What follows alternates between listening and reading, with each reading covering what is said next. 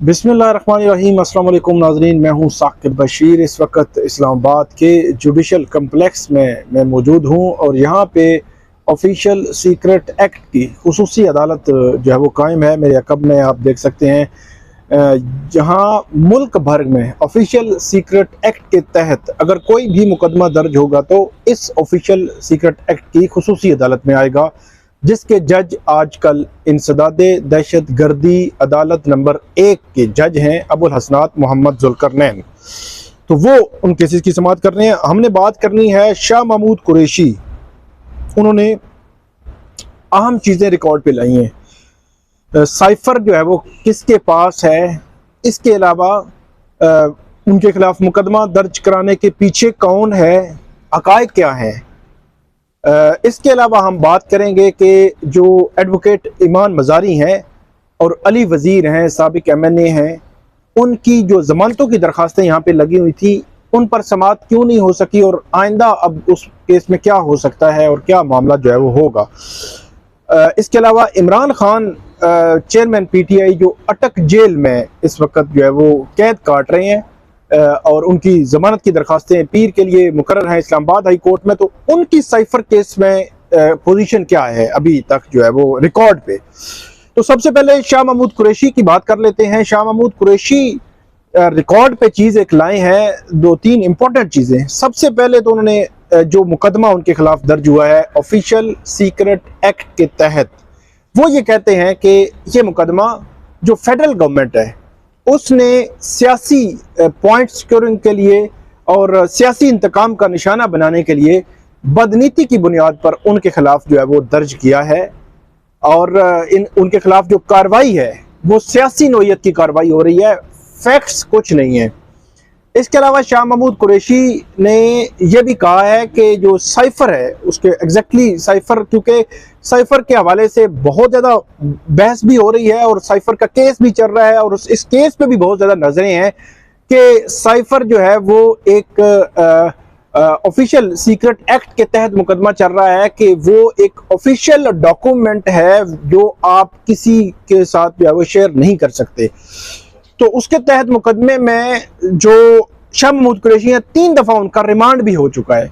तो शाह महमूद कुरैशी ये कहते हैं कि साइफर उन्होंने ना तो रिटेन किया है, वो कहते हैं कि मैंने साइफर अपने पास नहीं रखा, और फिर वो कहते हैं कि जो साइफर का कंटेंट है वो भी अनऑथराइज्ड किसी भी पर्सन के साथ उन्होंने कम्युनिकेट नहीं किया। मतलब ये है कि उसका जो ट्रांसक्रिप्ट है, उसका जो कंटेंट है वो उन्होंने किसी भी अनऑथराइज्ड किसी भी पर्सन, किसी भी बंदे के साथ शेयर नहीं किया, कम्युनिकेट नहीं किया। इट मीन कि ऑथराइज्ड पर्सन जो है लॉ में, कानून में जो अथॉरिटीज़ हैं उनके साथ उन्होंने डेफिनेटली, वो तो रिकॉर्ड की बात है कि उन्होंने शेयर किया है। मसला अनऑथराइज्ड पर्सन का है और साइफर रिटेन करने से मुतल्लिक है।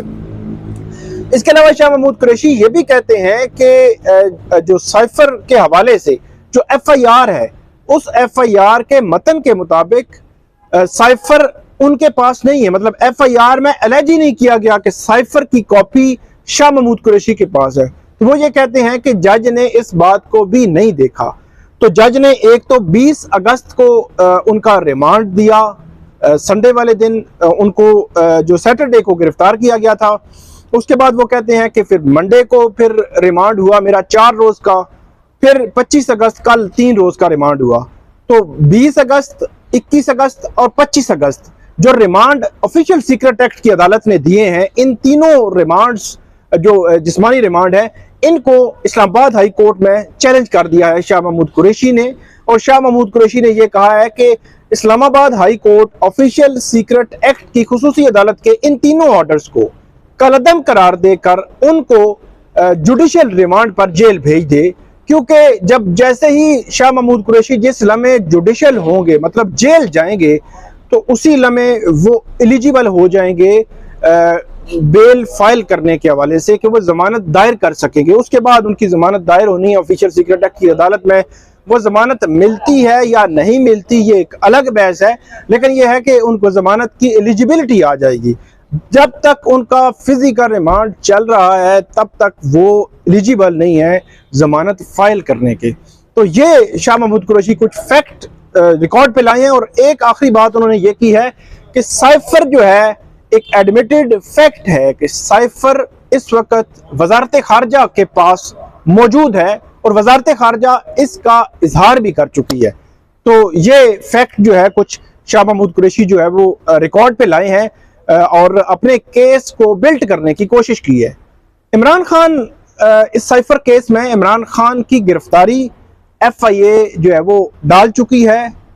इमरान खान से ज़राए ये कहते हैं कि 2 से 3 मुलाकातें इन्वेस्टिगेशन के लिए तफ्तीश के पर्पज से इमरान खान से अटक जेल में FIA के जो इन्वेस्टिगेटिव जो अफसर हैं और दीगर लोग हैं उनकी मुलाकात हो चुकी है तफ्तीश के सिलसिले में। और इमरान खान की गिरफ्तारी भी इस केस में डाली जा चुकी है। और अब जैसे ही बज़ाहिर जो खबरें आ रही हैं ज़राए से कि जैसे ही इस केस में जो शाह महमूद कुरैशी का अगर फिजिकल रिमांड मुकम्मल होता है और उसके बाद मामला चालान की तरफ जाएगा तो चालान FIA की जानिब से इस केस में तेजी से जो इन्वेस्टिगेशन का जो प्रोसेस है वो मुकम्मल किया जा रहा है और इसका चालान जो है वो जल्दी पेश कर दिया जाएगा अदालत के सामने ताकि उसमें उनको फौरी तौर पर जो है वो इसका ट्रायल शुरू हो चुके और ट्रायल इसका करेंगे इस्तेदादी दहशतगर्दी अदालत के जज जो अबुल हसनात मोहम्मद ज़ुल्करनैन है वही ट्रायल करेंगे और ट्रायल भी तेजी से आगे बढ़े और ट्रायल भी इन कैमरा है। वहां पे कोर्ट रिपोर्टर मतलब हमारी मौजूदगी अलाउ नहीं है, उसकी इजाजत नहीं है, इन कैमरा प्रोसीडिंग्स होंगी सारी ट्रायल की। तो ये साइफर जो केस है तोशा खाना केस के बाद अब साइफर केस की बहुत ज्यादा बात हो रही है।